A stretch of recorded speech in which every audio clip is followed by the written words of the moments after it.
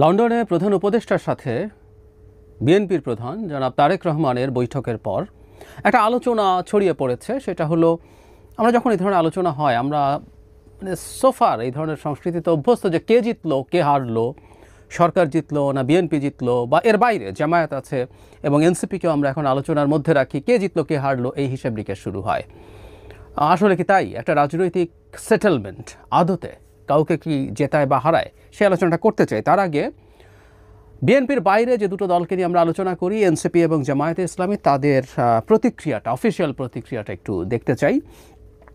সেখানে প্রথম আলোতে হেডলাইন হচ্ছে এরকম: জামায়াতে ইসলামী নিয়ে একটি দলের প্রতি বিশেষ অনুরাগ প্রধান উপদেষ্টার নিরপেক্ষতা ক্ষুণ্ণ করেছে।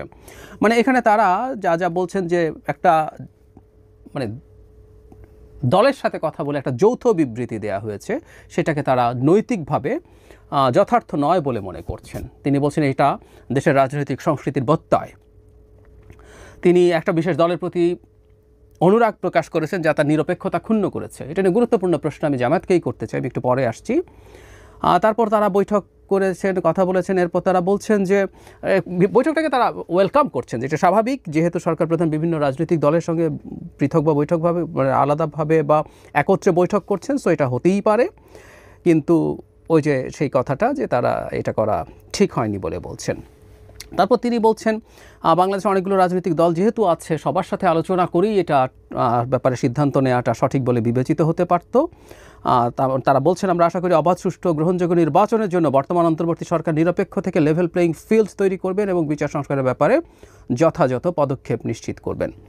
তারপর বলছেন তিনি দেশে এসে যে সংশয় দেখা দিয়েছে সেটা জাতির সামনে স্পষ্ট করবেন, ইত্যাদি ইত্যাদি। তাহলে মোটা দাগে, আমি খুব বিস্তারিত পড়লাম না, মোটা দাগে তারা বলছেন সংস্কার বিচার করতে হবে।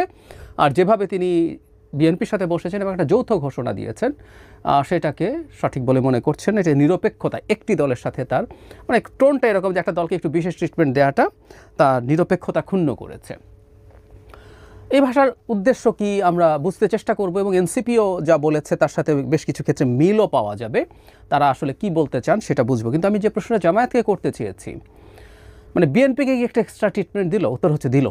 এখন আমরা যদি পাল্টা প্রশ্ন করি, প্রধান উপদেষ্টা যখন মিটিং করে তখন জামায়াতের সাথে আলাদাভাবে বসেন বিএনপি, জামায়াত এবং এনসিপির সাথে বসাটা আমি কোনোভাবেই সঠিক বলে মনে করি না। কিন্তু বিএনপির পর জামায়াতের সাথেও আলাদাভাবে প্রধান উপদেষ্টা বসাটাকে আমি যৌক্তিক বলে মনে করি। কারণ এই মুহূর্তে আমাদের রাজনৈতিক স্ফিয়ারে বিএনপির পর জামায়াতই শক্তি, গ্যাপ অনেক, কিন্তু দ্বিতীয় শক্তি। আমরা কি এই কথা বলি যে এটা করার মাধ্যমে নিরপেক্ষতা নষ্ট হয়েছে? ধরুন সম্প্রতি যে ওনার পদত্যাগের পরিস্থিতি যখন হলো, তখন একদিনে বিএনপি সাথে প্রথম মিটিং, তারপর জামায়াতের সাথে এবং শেষে এনসিপির সাথে একদিনে। পরের দিন দুটো গ্রুপে অনেকগুলো দল, সকালবেলা একটা গ্রুপ, তার মধ্যে অনেকগুলো দল, তারপর আরেকটা গ্রুপে অনেকগুলো দল। এখন ওই গ্রুপের কোনো দল কি বলবে যে জামায়াতের সাথে আলাদা বৈঠক করে আমাদেরকে কম গুরুত্ব দিয়ে জামায়াতের প্রতি এক ধরনের পক্ষপাত দেখানো? বিএনপি এনসিপিকেও যোগ করলো, এটা করে পক্ষপাত দেখিয়ে প্রধান উপদেষ্টা তার নিরপেক্ষতা নষ্ট করেছেন। কারণ আমাদের সাথে তো আলাদা করে প্রত্যেকটা দলের সাথে 1-to-1 বৈঠক করেননি। এই প্রশ্ন করবেন, এই প্রশ্নটাকে কি আমরা ভ্যালিড প্রশ্ন মনে করব? উত্তর হচ্ছে না। আমাদের মেনে নিতে হবে আসলে রাজনৈতিক স্ফিয়ারে সবচেয়ে বড় স্টেক হোল্ডার পলিটিক্যাল পার্টিগুলোর মধ্যে যে, সেটা যদি এক হয় বা একাধিক হয়, সেটার প্রত্যেকটার একটা আলাদা গুরুত্ব পাবার স্কোপ থাকবে, এটাই নিয়ম। এনসিপি কি বলছে? তাদের হেডলাইন প্রথম আলোতে এরকম: লন্ডনের বৈঠকে বিচার ও সংস্কারের বিষয়টি নির্বাচনের মতো গুরুত্ব পাওয়া অত্যন্ত হতাশাজনক। তারা বলছে, তারা বিবৃতিতে এরকম বলছেন যে আলোচনাকে তারা ইতিবাচকভাবে দেখছেন, উইচ ইজ রাইট। এটাও চমৎকার ব্যাপার। আমাদের দলগুলো মনে করছে আলোচনার মাধ্যমে যে সমস্যার সমাধান, এমনকি তাদের প্রতিদ্বন্দ্বী দলের সাথেও যদি হয়, দ্যাটস ফাইন। কিন্তু হেডলাইনে যেমন বলা হচ্ছে, যেখানে নির্বাচন নিয়ে যত কথা হয়েছে, সংস্কার নিয়ে সেসব কথা তো সেই পরিমাণ কথা হয়নি। এবং তারা আগেও বলছেন তারা জুলাই ঘোষণাপত্র প্রণয়ন, জুলাই সনদ কার্যকর করা এবং বিচারের সুস্পষ্ট রোডম্যাপ ছাড়া জাতীয় সংসদ নির্বাচন আয়োজন গণঅভ্যুত্থানকে স্রেফ একটি ক্ষমতা হস্তান্তরের মাধ্যমে পরিণত করবে এবং রাষ্ট্র বিনির্মাণের জন আকাঙ্ক্ষাকে অবদমিত করবে। তারা সবসময় যা বলেন আর কি। কাজেই সবার সাথে আলোচনার মাধ্যমে জুলাইয়ের মর্যাদা ঠিক করার জন্য বলছেন তারা। আলাদাভাবে বিএনপিকে নিয়ে খুব নেগেটিভ মন্তব্য করেননি, তবে আমরা হয়তো খেয়াল করেছি জনাব নাসির উদ্দিন পাটোয়ারি, তিনি গুরুত্বপূর্ণ একজন সদস্য এনসিপির, তিনি প্রাথমিক প্রতিক্রিয়া অত্যন্ত টাফ ভাষায় বিএনপির সাথে বসে এই ঘোষণা দেয়া, তার নিরপেক্ষতা হারানো, জামাত যে ধরনের কথা বলছিল সেই ধরনের বক্তব্য তিনি দিয়েছিলেন, এবং দেশের বাইরে বসে, দেশের বাইরে থেকে এই ধরনের ঘোষণা দেওয়াটাকেও তিনি স্ট্রংলি কন্ডেম করেছেন। আচ্ছা, এখন আমরা একটু যদি বলি যে এই দুই দল কি আসলে তারা সম্ভবত নির্বাচন আরও পরে চেয়েছিলেন, এটা ধারণা করা যৌক্তিক কারণ আছে, এবং সেটা যখন এগিয়ে আসলো এটা তাদের পরাজয় হলো কিনা। আমরা খেয়াল করি সত্যিকার অর্থে কারোই চাওয়াটা পূর্ণ হয়নি, বিএনপির চাওয়া পূর্ণ হয়নি। সে ডিসেম্বরে নির্বাচন চেয়েছিল, প্রধান উপদেষ্টা এপ্রিলে ঘোষণাই করে দিয়েছিলেন, এবং এনসিপি এবং জামায়াত মোটামুটি খুশি ছিল, তারা হয়তো জুনে হলে আরও খুশি হতেন। সেখান থেকে 2 মাসের মতো এটা এগিয়ে এসছে, সেটাও তাদের এক ধরনের অখুশি থাকার মতো পরিস্থিতি হতে পারে। কিন্তু যে কথাটা বলছি, আসলে আমরা যখন একটা রাজনৈতিক সংকটের দিকে দেশ ধাবিত হয়, আমরা ধারণা করতে পারি যদি আমরা রাজনীতি করতে চাই, আবারও বলছি ষড়যন্ত্র না করে কেউ যদি রাজনীতি করতে চায়, তাহলে রাজনৈতিক সংকট যদি খুব সিভিয়ার হয় তাতে সবগুলো রাজনৈতিক দল ক্ষতিগ্রস্ত হয়। আমাদের এটা মানতে হবে এই মুহূর্তের বাংলাদেশে বিএনপির সাথে সরকারের একটা প্রপার আন্ডারস্ট্যান্ডিং ছাড়া, এবং তার সাথে আন্ডারস্ট্যান্ডিংটা সবচেয়ে বেশি ইম্পর্টেন্ট, এটা মেনে নিতে হবে। কোনো একদিন জামায়াত সেই জায়গায় যেতে পারে, কোনো একদিন এনসিপিও সেই জায়গায় যেতে পারে, কিন্তু এই মুহূর্তে বিএনপি সেই জায়গাটায় আছে। সুতরাং তার সাথে নেগোসিয়েশন এবং ডিলিংকে আলাদাভাবেই দেখতে হবে, এবং এটাও দেখতে হবে যে বিএনপির চাওয়াও পরিপূর্ণভাবে পূর্ণ করে দেওয়া হয়নি, তার চাওয়াও শেষ পর্যন্ত কার্যকর হয়নি। শুধু তাই না, রিসেন্টলি তার আরও অনেক ক্ষেত্রেই বিএনপি যা চেয়েছে সেভাবে সরকার কাজ করেননি। সুতরাং এভাবেই দেখা উচিত হবে, একটা গণতান্ত্রিক ব্যবস্থার মানেটাই এটা, প্রত্যেকে তার তার মতো করে চাইবে এবং কোনো একটা জায়গায় আমরা গিয়ে একত্র হব।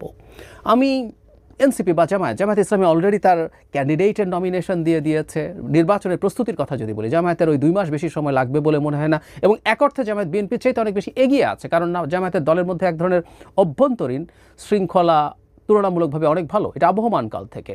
আর বিএনপির এখনও নমিনেশন ফাইনাল করা অনেক কঠিন, কারণ প্রচুর ক্যান্ডিডেটস মাঠে আছেন, তারা একে অপরের সাথে সাংঘর্ষিক পরিস্থিতিতেও আছেন, এগুলো সামলানো, ক্যান্ডিডেট ফাইনাল করা অনেক টাফ কাজ তাদের সামনে রয়ে গেছে। আর এনসিপি 2 মাস বেশি সময় পেলে অনেক বেশি দল গুছিয়ে অনেক কিছু করতে পারতো, আমার কাছে মনে হয় না। আর যে সময়টা আছে এই 2 মাসের যে খামতি তাদের হলো, ঘাটতি তাদের হলো, সেটা তারা কাটিয়ে নিতে পারবেন বলে আমি সত্যিই বিশ্বাস করি, তাদের যতটুকু পারফর্ম করার কথা। ইনফ্যাক্ট বলে ফেলা ভালো, এটা এই 2 মাস না, আরও 2 বছর সময় পেলেও, ডিসেম্বরের পর আরও 2 বছর সময় পেলেও এনসিপি আসলে উল্লেখযোগ্য কোনো রাজনৈতিক শক্তি হিসেবে ভোটের মাঠের রাজনীতি একটা, আর রাজনৈতিক শক্তি আলাদা জিনিস। ভোটের মাঠে তারা কোনো শক্তি হয়ে উঠবেন না আরও 2 বছর, 4 বছর, 5 বছরেও।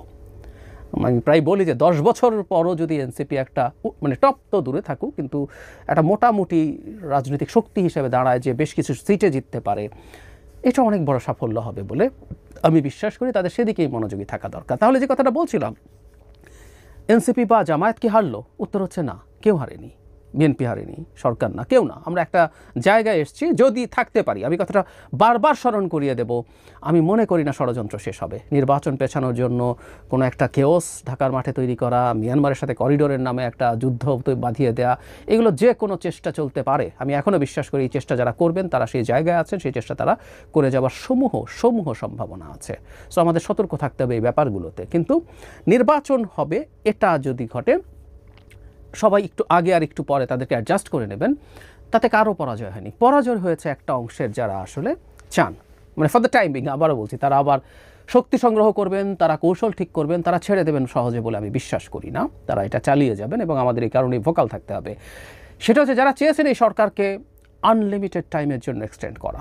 অনেকেই নানাভাবে সরকারের ভেতরে আছেন, সরকারের বাইরে আছেন, নানা ধরনের মানুষজন আছেন, এবং আমাদের সমাজের এক শ্রেণীর মানুষ আছেন যারাও বিশ্বাস করেন বা মনে করেন এই ধরনের একটা সরকার দীর্ঘ সময় থেকে অনেক কিছু করে যেতে পারলে সেটা দেশের জন্য ভালো, এবং তারা কিছু কাজ যদি করে দিয়ে যেতে পারেন, তারপরের বাংলাদেশ সিকিউরড হয়ে যাবে, বাংলাদেশের গণতান্ত্রিক ব্যবস্থা নিশ্চিদ্রভাবে চমৎকারভাবে চলতে থাকবে। ভ্রান্ত বিশ্বাস, কিন্তু এই ধরনের বিশ্বাস আছে। আমি তাদেরকেও খুব সমস্যার বলে মনে করি না, তারা এটা ভুলভাবে বোঝেন। কিন্তু ওই যে বলছি, ভেস্টেড ইন্টারেস্টওয়ালা কিছু মানুষ আছেন যারা মনে করেন এই সরকারকে অ্যাজ মাচ অ্যাজ পসিবল টেনে নিয়ে যেতে হবে, তাতে ক্ষমতার আরাম পাওয়া যায়, ক্ষমতার আরাম এনজয় করা যায়, সেটা সরকারের মধ্যে থেকে হোক, বাইরে থেকে হোক, সেটার কারণেই তারা চাইছিলেন এটা।